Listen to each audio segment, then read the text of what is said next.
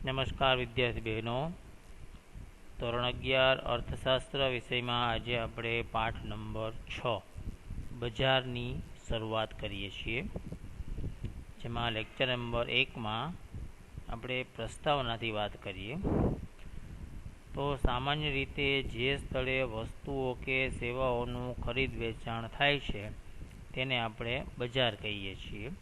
આપણો બજાર વિશેનો ખ્યાલ એક ભૌગોલિક વિસ્તાર પૂરતો મર્યાદિત હોય છે, પણ અર્થશાસ્ત્રમાં બજારનો ખ્યાલ જે છે એ વિસ્તૃત રહેલો છે. સામાન્યપણે જો આપણે એવું માનતા હોઈએ કે બજાર એટલે શું, અથવા ઘણી વખત વારંવાર આપણે એવું બોલતા અથવા સાંભળતા પણ હોઈએ છીએ, કોઈને આપણે પૂછીએ ક્યાં જવું છે તો સામેની વ્યક્તિ તરત જ જવાબ આપશે બજારમાં જવું છે. અથવા આપણે પણ ઘણી વખત કોઈ અન્ય વ્યક્તિને પણ એવું કહેતા હોય કે બજારમાં જવું છે. તો બજાર એ શું છે? તો સામાન્ય રીતે જ્યાં વસ્તુનું ખરીદ અને વેચાણ થતું હોય એવું નિર્ધારિત કોઈક ભૌગોલિક સ્થાન અથવા વિસ્તાર હોય તો આપણે એને બજાર કહી શકીએ. આ સર્વસામાન્ય અને સ્વીકૃત પ્રકારની બાબત છે, પણ અર્થશાસ્ત્રમાં બજારનો ખ્યાલ ઘણો બધો વ્યાપક અને વિસ્તારપૂર્વક આપવામાં આવેલો છે, એટલે આટલો ખ્યાલ કરી શકાય નહીં. તો બજારનો અર્થ અર્થશાસ્ત્રમાં શું દર્શાવે છે? તો કે અર્થશાસ્ત્રમાં વસ્તુ કે સેવાના ખરીદ વેચાણના હેતુથી ખરીદનાર અને વેચનાર એકબીજાના પ્રત્યક્ષ કે પરોક્ષ સંપર્કમાં આવે તે વ્યવસ્થા એટલે બજાર. હા, એનો અર્થ આપણે બજારનો અર્થ આપવો, બજારનો અર્થ લખવો, એવો કોઈ પ્રશ્ન એક વાક્યમાં પૂછવામાં આવે તો આપણે આ નોંધી શકાય કે વસ્તુ અથવા તો સેવાનું ખરીદ અથવા તો વેચાણ કરવું છે. કોઈ વ્યક્તિ વસ્તુ ખરીદતો હશે તો સામે કોઈ વેચનાર પણ રહેલો હશે, પછી એ વસ્તુ પણ હોઈ શકે અથવા સેવા પણ હોઈ શકે. તો એ ખરીદ વેચાણ કરવાના હેતુથી ખરીદનાર અને વેચનાર એકબીજાના પ્રત્યક્ષ સંપર્કમાં આવે છે અથવા તો પરોક્ષ સંપર્કમાં આવે, આડકતરી રીતે કોઈ, તો એવી વ્યવસ્થા જે આપણી ગોઠવાય એને શું કહેશું? આપણે બજાર કહીશું. સેકન્ડ વ્યાખ્યા પ્રોફેસર સેમ્યુએલ્સના શબ્દોમાં કહીએ તો બજાર એટલે એક એવી કાર્યપ્રણાલી કે જ્યાં ખરીદનાર અને વેચનાર વસ્તુ અને સેવાની કિંમત અને જથ્થા એટલે કે પ્રમાણને નક્કી કરવાના હેતુથી એકબીજાના સંપર્કમાં આવે છે. પ્રોફેસર સેમ્યુએલ્સે શું કીધું? તો કે બજાર એક એવું સ્થળ છે અથવા તો નિશ્ચિત કોઈક એવા પ્રકારની કાર્યપ્રણાલી છે કે જ્યાં વસ્તુનું ખરીદનાર અને વેચનાર જે છે, જે વ્યક્તિ વસ્તુ ખરીદવા માગતો હશે એ અને જે કોઈ વ્યક્તિ વસ્તુ વેચવા માગતો હશે તો ખરીદનાર અને વેચનાર બંને પોતપોતાની વસ્તુ અથવા તો સેવાની કિંમત અને નિશ્ચિત એનો કોઈ જથ્થો એટલે કે પ્રમાણ જે છે એ નક્કી કરવાના હેતુથી એકબીજાના સંપર્કમાં આવે, આવું કોઈ એક સ્થળ રહેલું હોય તો એને આપણે બજાર કહી શકીએ.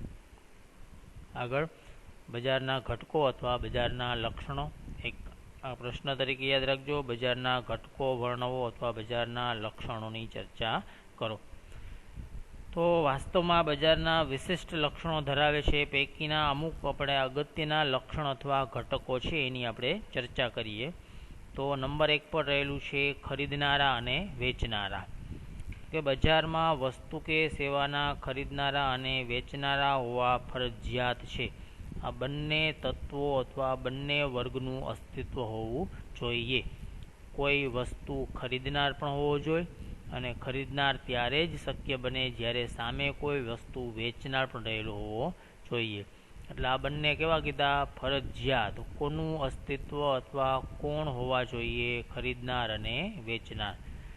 તેઓ દ્વારા જ પોતાના અંગત એટલે કે પર્સનલ હેતુસર જે વિનિમય કરવામાં આવે તેને ખરીદ વેચાણની પ્રક્રિયા કહેવાય છે. આ બંને જે વર્ગ જે કંઈ પ્રકારનું કાર્ય કરશે તો એને ખરીદ વેચાણની પ્રક્રિયા કરેલી છે એમ કહેવામાં આવે છે.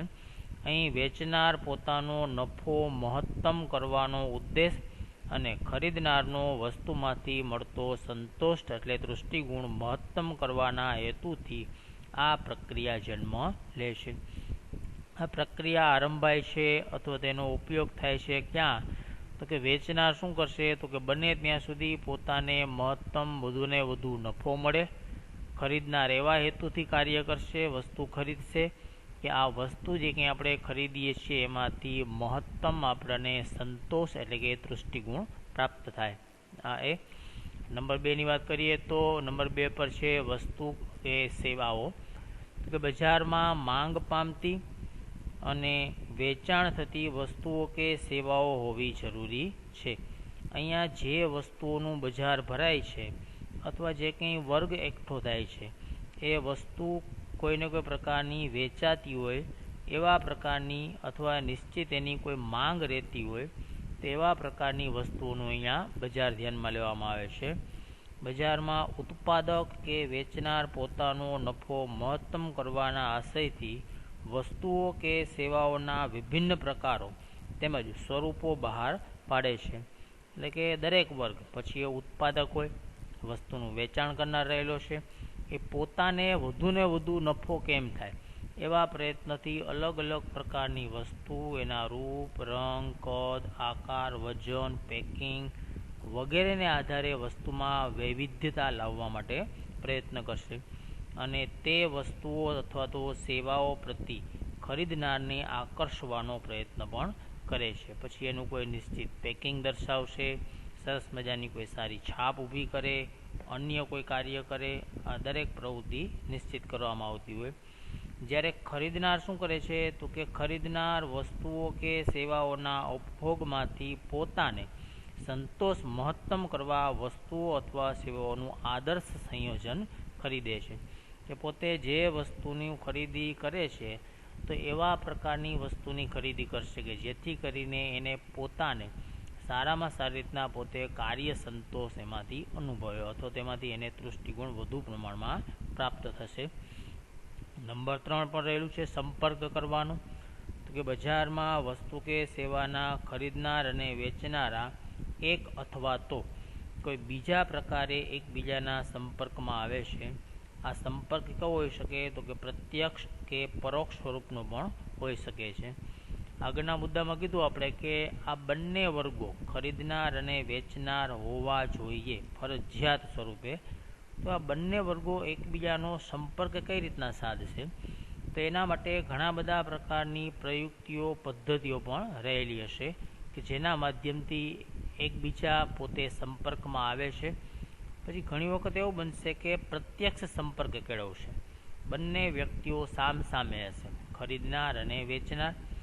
ઘણી વખત એવું બનશે પરોક્ષ, આડકતરી રીતે દૂરના સ્થળેથી પણ ખરીદ વેચાણની પ્રક્રિયા કરી શકાતી હશે. એ કોઈ એવું માધ્યમ પણ સ્વીકારવામાં આવશે. વર્તમાન સમયમાં ખરીદનારા અને વેચનારા એકબીજાના રૂબરૂ સંપર્કમાં આવે છે અથવા તો તેઓ નીચેની કોઈ રીતે પણ સંપર્ક કરી શકે છે. એટલે અલગ અલગ પ્રકારના કોઈ માધ્યમ દ્વારા પણ સંપર્ક કેળવી શકાય છે. એમાં નંબર 1 પર રહેલું છે ટેલિશોપિંગ. તો કે જેમાં તેઓ વસ્તુઓ અથવા તો સેવાઓની જાત ખરાઈ કરી ટેલિફોન દ્વારા વસ્તુ કે સેવાની ખરીદીના ઓર્ડર આપે છે. દૂરના સ્થળે હશે છતાં પણ વસ્તુ પોતે જોશે, જાણશે, વસ્તુની વૈવિધ્યતા ચકાસશે અને ટેલિફોનના માધ્યમથી ઓર્ડર કરવામાં આવશે. બંને પક્ષો એકબીજાથી દૂરના સ્થળે કાર્ય કરે છે એક પ્રકાર. અને બીજો પ્રકાર છે ઓનલાઈન શોપિંગ, જે આપણે ઈ-કોમર્સના માધ્યમથી આપણે એને ઓળખીએ છીએ. તો કે તેમાં તેઓ ઇન્ટરનેટના માધ્યમથી જે તે વસ્તુ કે સેવાના વેચનારની વેબસાઇટ પર જઈ વસ્તુઓ અથવા તો સેવાઓની પસંદગી કરે છે અને તે મુજબ વસ્તુ કે સેવાની ખરીદીના ઓર્ડર આપે છે. આમ વર્તમાન સમયમાં ટેલિશોપિંગ અને ઓનલાઈન શોપિંગ જેવા માધ્યમો દ્વારા વસ્તુઓ કે સેવાઓના ખરીદનારા અને વેચનારા પરોક્ષપણે એકબીજાના સંપર્કમાં આવે છે. ઓનલાઈન સંપર્કમાં અથવા તો શોપિંગમાં શું થશે? તો કે ઇન્ટરનેટ પ્રોવાઈડર કંપનીઓ દ્વારા અલગ અલગ પ્રકારની શોપિંગ સાઇટો તૈયાર કરવામાં આવેલી હોય કે જ્યાં વસ્તુ ખરીદનાર વ્યક્તિ પોતે પોતાનો વસ્તુ ખરીદવા અંગેનો ઓર્ડર આપશે અને એના દ્વારા વસ્તુ મંગાવશે. તો એક આવા જ પ્રકારના વ્યક્તિનો અથવા તો ખરીદનાર વેચનારનો સંપર્ક અહીંયા કેળવાય છે.